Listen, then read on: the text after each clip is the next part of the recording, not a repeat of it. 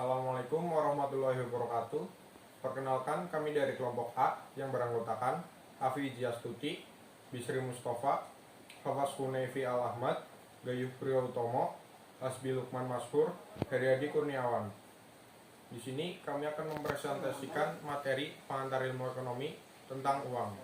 Akan menjelaskan pengertian tentang uang. Uang adalah benda yang diterima oleh masyarakat umum sebagai alat tukar. Dalam ilmu ekonomi tradisional, uang diperlukan untuk sebagai alat tukar. Sedangkan dalam ekonomi modern, uang memiliki makna yang lebih luas. Uang diterima sebagai alat pembayaran, transaksi jual beli atas barang dan jasa, serta kekayaan atau aset berharga lainnya, dan juga sebagai alat pembayaran utang. Jika ditilik dari sejarah, pada awalnya masyarakat belum mengenal apa itu uang. Namun seiring berjalannya waktu, kebutuhan manusia jadi bertambah sehingga yang mereka produksi sendiri tidaklah cukup. Untuk bisa mau menukarkan barang yang dimilikinya dan barang yang diinginkan, muncullah sistem barter, di mana transaksi dilakukan dengan cara tukar-menukar barang. Setelahnya, muncullah beberapa alternatif barang yang dilakukan sebagai alat tukar, yang umumnya berupa benda yang diterima oleh umum atau generally accepted, benda yang dipilih bernilai tinggi atau sulit didapatkan atau dimiliki nilai magis, atau benda yang menjadi kebutuhan primer. Kemudian muncullah logam sebagai alat tukar selanjutnya yang digemari umum karena memiliki nilai yang tinggi, tahan lama, mudah dibawa, dan mudah dipecah tanpa mengurangi nilai.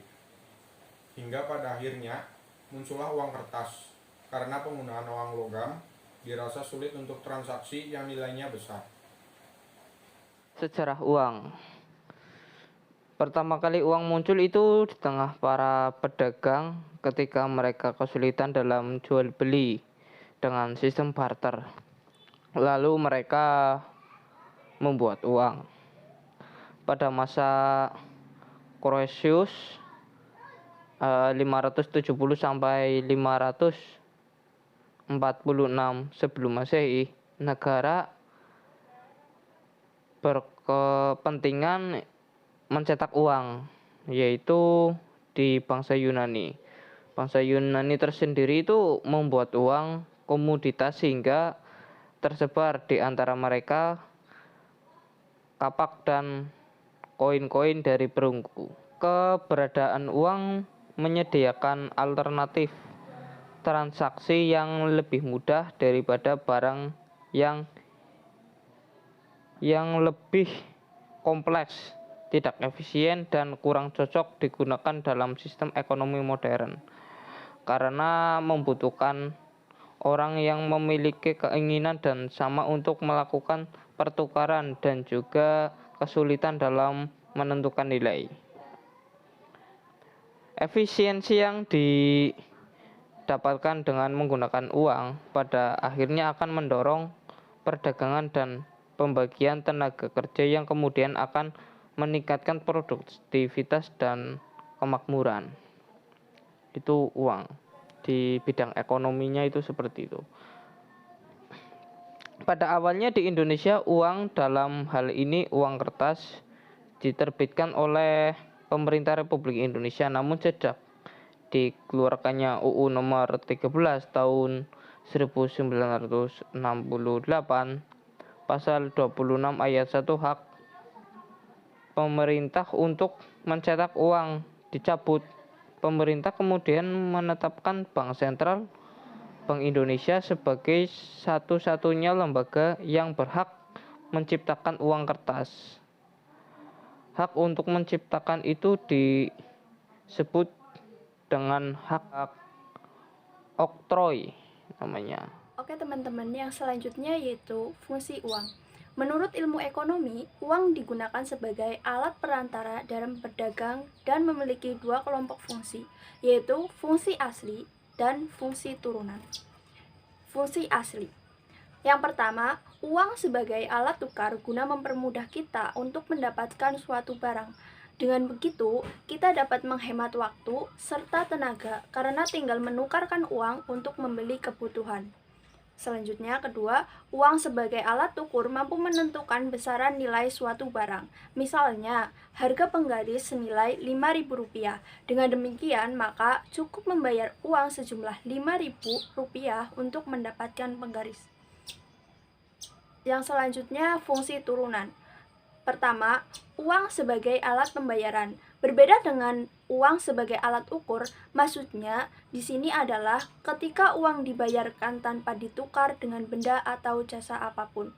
Contohnya yaitu membayar pajak. Yang kedua, uang sebagai penunjuk harga memiliki nilai yang berbeda-beda.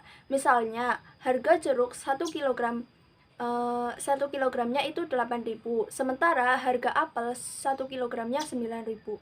Uang sebagai alat pembayaran utang digunakan untuk melunasi utang piutang. Uang sebagai alat penimbun kekayaan dapat digunakan ketika ada keperluan mendadak. Nah, demikian tadi adalah fungsi-fungsi uang. Di sini saya akan menjelaskan tentang syarat-syarat uang dan otoritas penciptaan uang. Yang pertama, syarat-syarat uang. Suatu benda dapat dijadikan sebagai uang jika benda tersebut telah memenuhi syarat-syarat tertentu. Pertama, benda itu harus diterima secara umum atau acceptability. Agar dapat diakui sebagai alat tukar umum, suatu benda harus memiliki nilai tinggi atau setidaknya dijamin keberadaannya oleh pemerintah yang berkuasa. Bahan yang dijadikan uang juga harus tahan lama atau durability. Kualitasnya cenderung sama atau uniformity. Jumlahnya dapat memenuhi kebutuhan masyarakat serta tidak mudah dipalsukan atau scarcity. Uang juga harus mudah dibawa, portable, dan mudah dibagi tanpa mengurangi nilai atau divisibility, serta memiliki nilai yang cenderung stabil dari waktu ke waktu atau stability of value. Selain itu, mengingat dari bagaimana ia terus berputar dari suatu tangan ke tangan yang lain, maka dibutuhkan uang yang mudah dibawa atau portability. Terus yang kedua, otoritas penciptaan uang. Dalam perekonomian saat ini, otoritas yang memiliki wewenang dan memegang kendali untuk menciptakan uang adalah pemerintah. Dalam hal ini, pemerintah membentuk otoritas keuangan atau bank sentral. Hal ini terjadi karena keberadaan uang dianggap mewakili keberadaan negara yang bersangkutan.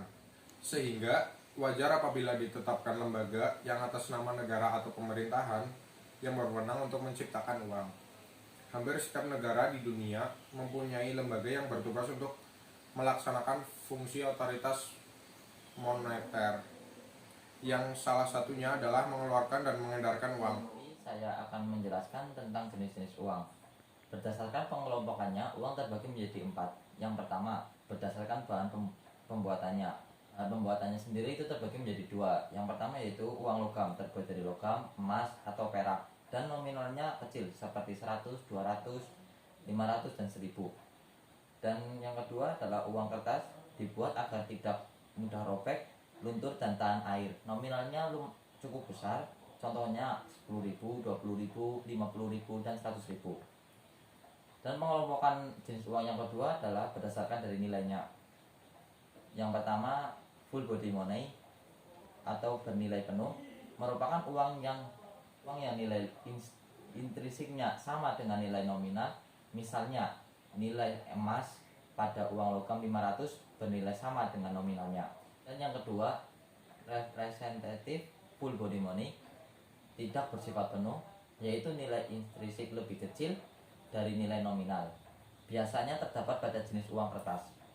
Dan pengelompokan yang ketiga berdasarkan lembaga yang menerbitkan. Yang pertama adalah uang kartal yang diterbitkan oleh Bank Sentral, yaitu Bank Indonesia, serta digunakan oleh seluruh masyarakat dalam bentuk logam dan kertas. Yang kedua, uang giral, diterbitkan oleh Bank Umum dalam bentuk cetak atau bilet giro. Dan perbedaan uang kartal dan giral.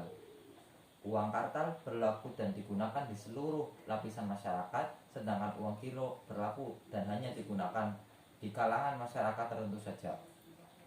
Uang kartal nominalnya sudah tertera dan terbatas, sedangkan uang giral nominal harus ditulis terlebih dahulu sesuai dengan kebutuhan dan nominalnya tidak terbatas. Dan perbedaan yang ketiga, uang kartal dijamin oleh pemerintah, sedangkan uang giral hanya dijamin oleh bank yang mengeluarkan pajak. Perbedaan yang keempat, uang kartal ada kepastian pembayaran seperti yang tertera di nominal uang, sedangkan uang giral belum ada kepastian pembayaran, termasuk lembaga yang mengeluarkannya. Dan pengelompokan uang yang keempat adalah berdasarkan kawasan. Dan di sini juga dikelompokkan menjadi 3. Yang pertama, uang lokal hanya berlaku di suatu negara tertentu. Misalnya mata uang peso yang hanya digunakan di negara Filipina.